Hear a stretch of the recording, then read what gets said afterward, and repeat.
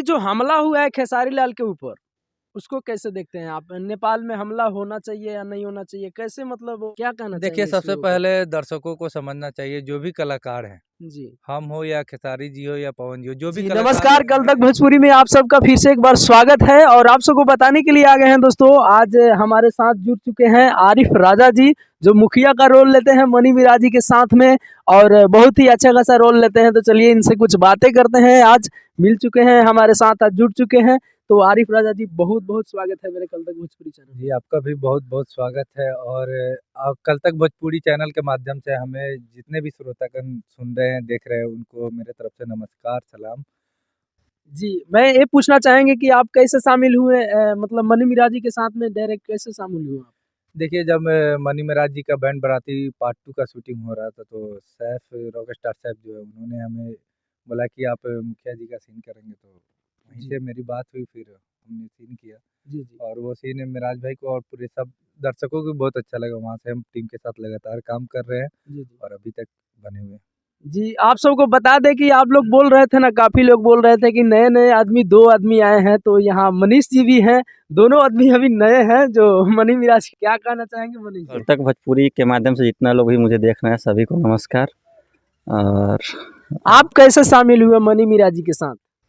सैफ मेरे साथ पढ़ता था, क्लासमेट था, और यहाँ पे जहाँ ऑफिस है वहाँ पे मेरा दुकान भी है, जी। तो उसी से मैं जान पहचान हुआ, तो हम लोग साथ में रहते कहीं न कहीं जो बोल रहे थे, बहुत सारे लोग बोल रहे थे कि शशि जी का आप कुछ रिलेशन में लगते हैं। हैं।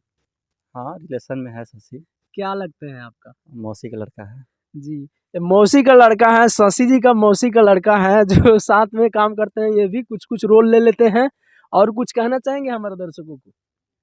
और आप लोग कल तक भोजपुरी को देखिए और सब्सक्राइब कीजिए इनके चैनल को, यही तो बोलेंगे और क्या। हम चलते हैं और आरिफ राजा से कुछ बात करते हैं। आरिफ राजा जी, आप खेसारी लाल को किस नज़रिए देखते हैं? देखिए, कलाकार कोई भी हो, कलाकार है, सब एक कलाकार है, और जो अच्छा करता है उसको दर्शकों की तरफ से प्यार मिलता है। तो ये सब हम क्या बोलेंगे, दर्शक ही है जो हम कलाकारों को ज़मीन से लेके आसमान पे पहुँचाते हैं।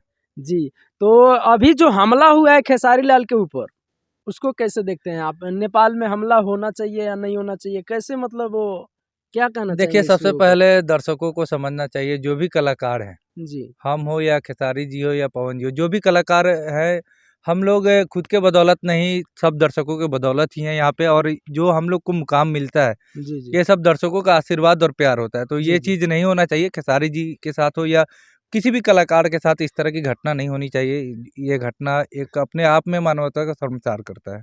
जी, मैं ये भी आप सबको कहना चाहेंगे, खेसारी लाल यादव जी जो लाइव आ करके, और हमारे चैनल पे आप सब जाके देख सकते हैं, खेसारी लाल यादव जी लाइव आए थे और वहाँ सभी अपना स्थितियाँ जो है वो सभी बताए थे और 4 उनका स्कॉर्पियो जला दिया गया है। इस पे क्या कहना चाहेंगे? देखिए, हम पहले ही आपको बोले थे कि ये इस तरह की जो भी घटना होती है, एक समाज के लिए काफ़ी डरावना, भयावह चीज़ होती है। ये चीज़ होना नहीं चाहिए किसी भी कलाकार के साथ या किसी भी आम आदमी के साथ भी। इस तरह की घटना नहीं होनी चाहिए। इस घटना की जितनी भी निंदा की जाए कम है। जी, जी। और कहना चाहेंगे कि जो नेपाल की सरकार जो है, अगर समझते तो मतलब वहाँ प्रशासन देते और खेसारी लाल यादव को कहीं न कहीं सुरक्षा मिलता वहाँ पे उनकी टीम को।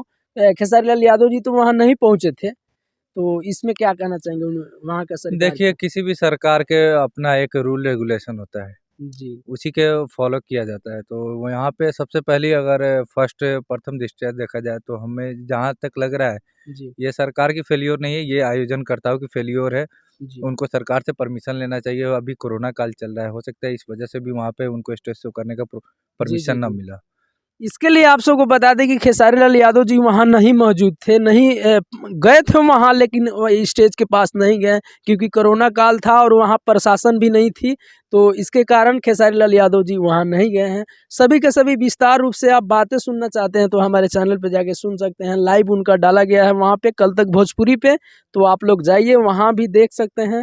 और आरिफ राजा जी हैं, क्या कहना चाहेंगे कल तक भोजपुरी दर्शकों को? कल तक भोजपुरी दर्शक के जितने भी श्रोता है और मुझे जितने भी चाहने वाले लोग हैं, सबको बस यही कहना चाहूँगा कि जिस तरह हम लोग को प्यार दे रहे हैं, कल तक भोजपुरी को भी दीजिए और इनके चैनल को सब्सक्राइब कीजिए, लाइक कीजिए और शेयर कीजिए। जी, तो मनीष जी, आप क्या कहना चाहेंगे खेसारी लाल यादव जी के जो विवाद हुआ है उस पे? तो ये सब चीज़ नहीं होना चाहिए, जो हुआ वो गलत हुआ है। जी। चलिए और आप सबको बता दें कि फिर मिलते हैं किसी अगले अपडेट के साथ। नमस्ते।